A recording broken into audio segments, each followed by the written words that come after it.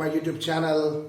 मैं मोहम्मद तारिक इकबाल उर्फ तारिक सर आपके सामने हाजिर हूँ इलेक्ट्रिसिटी का नेक्स्ट पार्ट के साथ। जो आपको पता है कि आज इलेक्ट्रिसिटी का लास्ट क्लास है।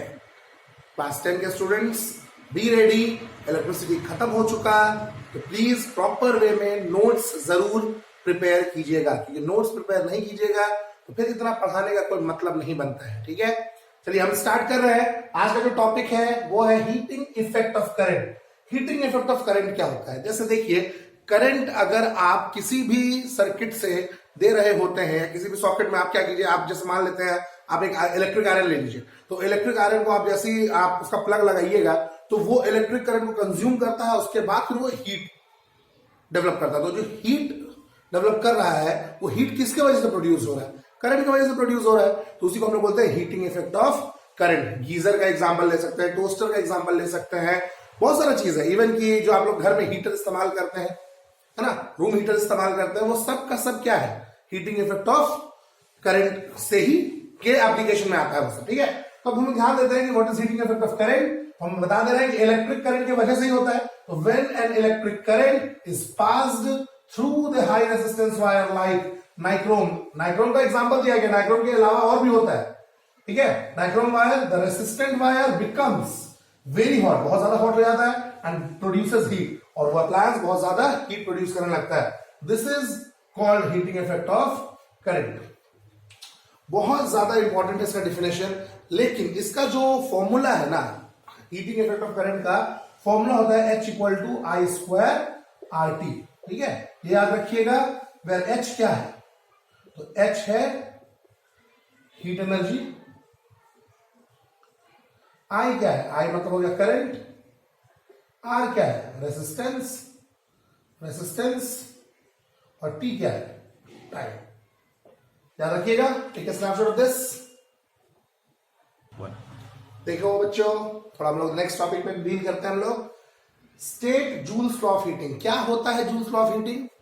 तो H equal to I square R T हम लोग अभी पढ़े ना, यही H equal to I square R T का रिलेशन जो होता है, यही जूल्स लॉ ऑफ हीटिंग कहलाता है।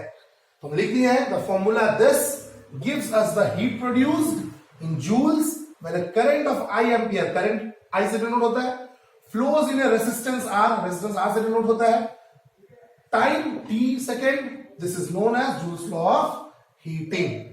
समझ गए होंगे? लेकिन इसी में क्वेश्चन आता है बच्चा पार्टी, ध्यान दीजिए, एकदम अच्छे से ध्यान दीजिए। Prove H equal to I square R T. या तो क्वेश्चन ऐसा दे देगा, या तो बोल देगा ऐसे, prove Joule's law of heating. ये दोनों चीज आपको, ये दोनों फॉर्म में पूछ सकता है, ऐसे ही पूछ सकता है, ऐसे ही पूछ सकता है। कैसे बनाना है? H equal to I square R T कैसे प्रूव करेंगे बच्चा पार्टी? ध्यान दीजिए। देखिए एक बात, आप लोग ये फॉर्मूला पढ़े हैं, V equal to W by Q, एकदम पढ़े हैं। Q पर गया तो V into Q equal to W. चलो ठीक है, तो इसका मतलब W का फॉर्मूला हो गया V इंटू क्यू। इसको मान लेते हैं इक्वेशन नंबर 1। ठीक है, आप लोग एक और फॉर्मूला जानते हैं, I equal to Q by T. चलिए ठीक है, ये T गया ऊपर, तो I into T equal to Q, तो देयरफॉर Q के बराबर क्या हो गया? I इंटू टी हो गया। इक्वेशन नंबर कितना? 2। अब आप बताइए, by Ohm's law, by Ohm's law, Ohm's law के जरिए हम लोग क्या जानते हैं भाई? तो V equal to I R जानते हैं हम लोग, V equal to I R. इसको मान लेते हैं equation number 3।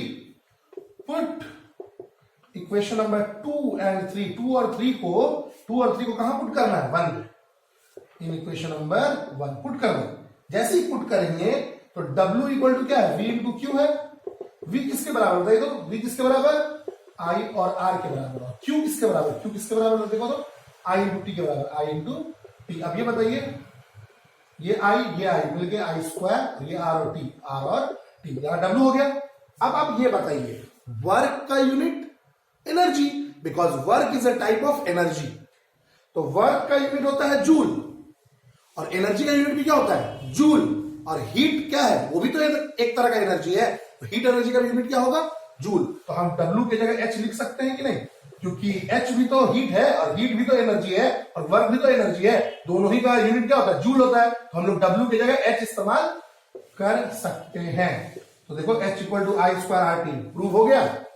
One of the most important question में से है कि state and prove Joule's law of heating, जो कि यहां पे हो गया। Take a snapshot of this. तब बच्चा लोग आइए थोड़ा कुछ और भी जानते हैं। देखिए ध्यान दीजिएगा आप लोग कि अब आप लोग को एक छोटा सा चीज बताते हैं कि H equal to I square R T, ये आप लोग जूल्स लॉ ऑफ हीटिंग बोलो या हीटिंग इफेक्ट ऑफ करंट बोलो, एक ही चीज हुआ। तो इससे क्या पता चला? इससे ये पता चलता है कि जो हीट है वो डायरेक्टली प्रोपोर्शनल आई स्क्वायर के होगा। मतलब जितना करंट आपके पास है उसका स्क्वायर का डायरेक्टली प्रोपोर्शनल है कौन? हीट। मतलब ये है कि जितना ज्यादा डायरेक्टली मतलब क्या होता है, ये बढ़ेगा तो ये भी बढ़ेगा। मतलब आप जितना करंट बढ़ाते चले जाइएगा हीट उतना बढ़ता चला जाएगा। जाहिर सी बात है, आपके घर में एक बल्ब जल रहा है, करंट ज्यादा देर तक सप्लाई, 10 घंटा तक लाइट रह गया, 10 घंटा तक वो बल्ब चालू रह गया, तो क्या उस बल्ब का हीट ज्यादा नहीं होगा? जाहिर सी बात है बहुत ज्यादा होगा। वही चीज है, जितना करंट उतना ज्यादा हीट। अब सेकंड पॉइंट, यही हीट डायरेक्टली प्रोपोर्शनल रेसिस्टेंस का भी तो होगा। रेसिस्टेंस का भी डायरेक्टली प्रोपोर्शनल हीट हो गया। मतलब जितना हाई पावर रेसिस्टेंस होगा उतना ज्यादा हीट होगा। तीसरा, टाइम, जितना ज्यादा टाइम तक करंट का सप्लाई रहेगा उतना ज्यादा हीट होगा। तो इससे समझ में आ गया कि H directly proportional to I square, H directly proportional to resistance, H directly proportional to time. Take a snapshot of this. तब बच्चा पार्टी, चलिए कुछ न्यूमेरिकल देख लेते हैं हीटिंग इफेक्ट ऑफ करंट से। ध्यान दीजिएगा, पोटेंशियल डिफरेंस मतलब V दिया हुआ है कितना? 250 volt is applied across a resistance of 500 ohm. Resistance दिया हुआ है 500 ओम, ठीक है। बोल रहा है करंट निकालिए। एक बात बताइए, V equal to I R पता है ना? होता है V हमको पता है 250, I हमको नहीं पता है, लेकिन रेसिस्टेंस हमको पता है 500। तो I को हम छोड़ देंगे तो 250 ऊपर से 500 जाएगा नीचे, 0 कर दिया, एक बार 25 से 2 बार, therefore I का वैल्यू कितना हो गया? 1/2, मतलब 0.5 करंट का यूनिट एम्पियर। अब बोल रहा है हीट एनर्जी निकालिए, तो सेकंड में बोल रहा है हीट एनर्जी मतलब H का formula I square R T. I का वैल्यू तो निकल गया 1/2। अब आपके दिमाग में क्वेश्चन, सर ये क्यों नहीं यूज किए, इसको क्यों यूज किए? आपकी मर्जी, आप इसको भी यूज कर सकते हैं, हम इसको यूज कर लिए।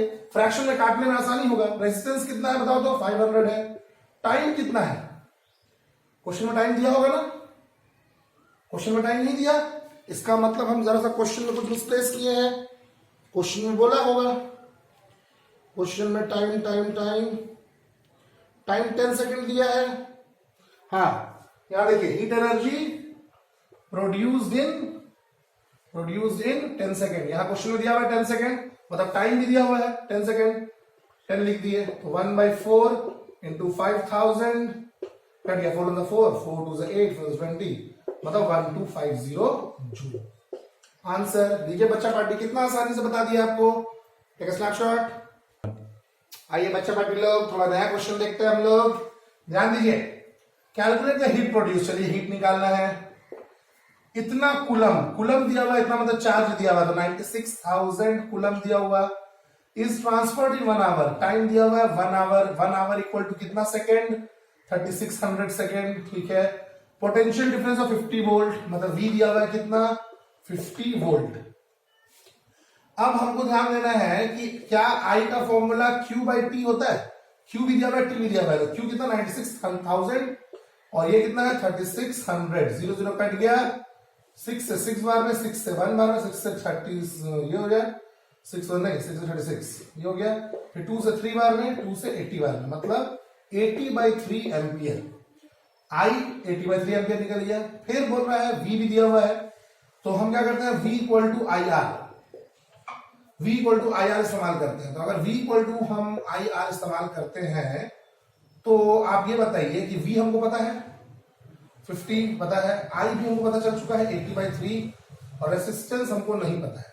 3 ऊपर जाएगा, 50 into 3 इक्वल टू 80, 50 into 3 हो गया इक्वल टू 80, तो ये 80 भी नीचे चला गया इक्वल टू R। 0 कट गया। अब ये बात बताएं, देयरफॉर रेजिस्टेंस कितना निकल गया? 5 से 15, 15/8 रेजिस्टेंस भी निकल गया। नाउ निकालने क्या बोला है आपको? H। तो heating effect of current, H का formula I square R T. I का वैल्यू आई का वैल्यू कितना है देखिए तो 80/3। रेसिस्टेंस कितना है, रेसिस्टेंस है 15/8। टाइम कितना है, तो टाइम है, टाइम देखिए कुछ दिया हुआ है, हाँ टाइम दिया हुआ है 3600 सेकेंड। 3600 बताइए 6400, 3 का स्क्वायर 9, 15/8 इंटू 3600। 9 से 4 बार में कट गया, 8 से 50 बार में कट गया, 6400। 50 इंटू 5 75, मल्टीप्लाई करके आप H का और हीट एनर्जी का यूनिट क्या होता है, जूल, लिख दे, do yourself, take a snapshot of this.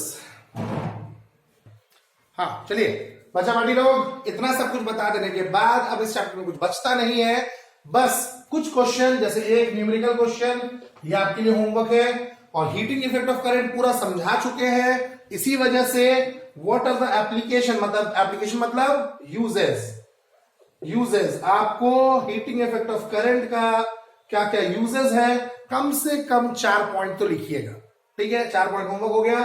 कौन सा 2 केमिकली अनरिएक्टिव गैस है जो कि बल्ब के अंदर रहता है, जो आप लोग देखे होंगे सूर्या या फिलिप्स का बल्ब जो रहता है 10 रुपया वाला, तो उसमें फिलामेंट भी होता है, तो फिलामेंट वाला क्वेश्चन अगला है।